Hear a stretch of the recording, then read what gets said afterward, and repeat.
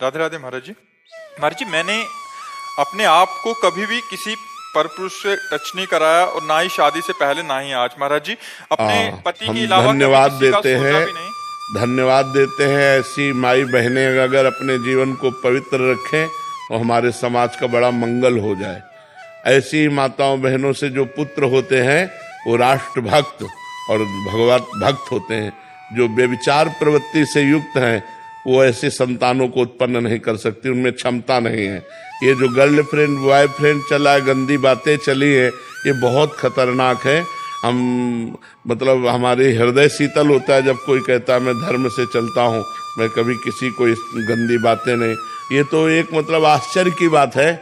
नहीं, आज तो बच्चियाँ एक बॉयफ्रेंड, फिर ब्रेकअप, फिर दूसरा बॉयफ्रेंड, फिर ब्रेकअप, फिर तीसरा बॉयफ्रेंड। ये क्या चल रहा है?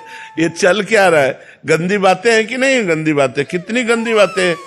हमारा जो भारत देश है वो धर्मयुक्त है, तो हमारे सनातन धर्म में वो एक बार जिसका स्पर्श हो गया आजीवन उसी के निर्वाह किया जाता था।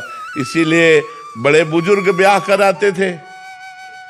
लड़की लड़का परस्पर देखा नहीं, बड़े बुजुर्ग ब्याह करा, पूरे जीवन निर्वाह होता था। और यहाँ प्रेम विवाह होता है, साल भर में तलाक हो जाती है, 6 दिन में तलाक हो जाती है। प्रेम करे तो थोड़ा निर्वाह करना भी सीखे।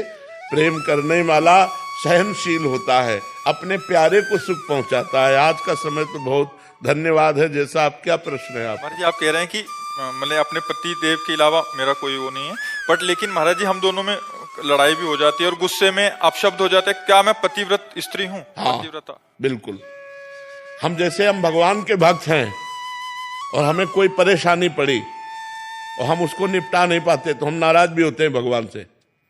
छोटा बच्चा जब गिर पड़ा, अम्मा दौड़ के उठाने गई तो उसने बाग के थप्पड़ जमाया कि अब उठाने आयो, जब हम गिर रहे थे तब कहाँ थी?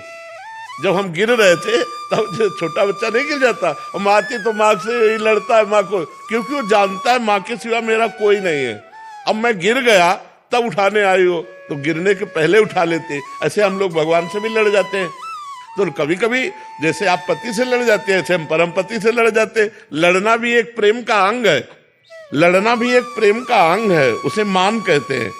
पर वो लड़ना ऐसा ना हो कि मतलब विभत्स रूप न धारण करे, विभत्स रूप न धारण करे। प्यार भाव हम आपको प्रणाम करते हैं और धन्यवाद देते हैं कि ऐसे ही जीवन निर्वाह करना चाहिए। हमारा सनातन धर्म इसी की आज्ञा करता है, पर पुरुष स्पर्श का त्याग करके अपने पति में भगवान की भावना रखना। नहीं महाराज जी, मैं अपने पति से बहुत प्रेम करती हूँ, लेकिन जब उन्हें किसी काम से दूर जाना पड़ता है तो मैं बहुत विचलित होने लगती हूँ, मानसिक बीमार सी बन जाती हूँ। भगवान के पद पर रहकर इस प्रेम को कैसे संतुलित करूँ? नहीं, ये नहीं हो सकता। ये ऐसा ही है, जब से तुम बिछुरे पी प्यारे कबहु न पायो चैन, दरस बिन दुखन लागे नैन।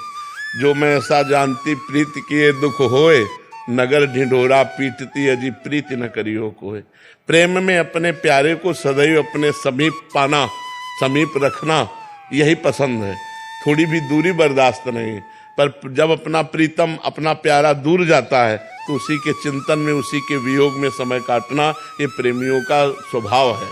यही प्रेमियों की महिमा है कि वो अपने प्यारे के सिवा अपने मन को शांत करने के लिए किसी दूसरी वस्तु, व्यक्ति, स्थान का वो संस्पर्श नहीं प्राप्त कर सकते। अपने प्यारे के लिए वो रो रो करके समय व्यतीत करेंगे।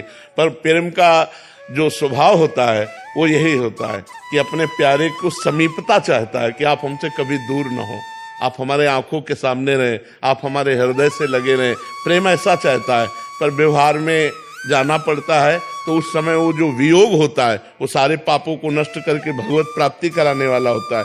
इसलिए नाम जपना चाहिए और पति का स्मरण करते हुए उस वियोग दुख को सहना चाहिए।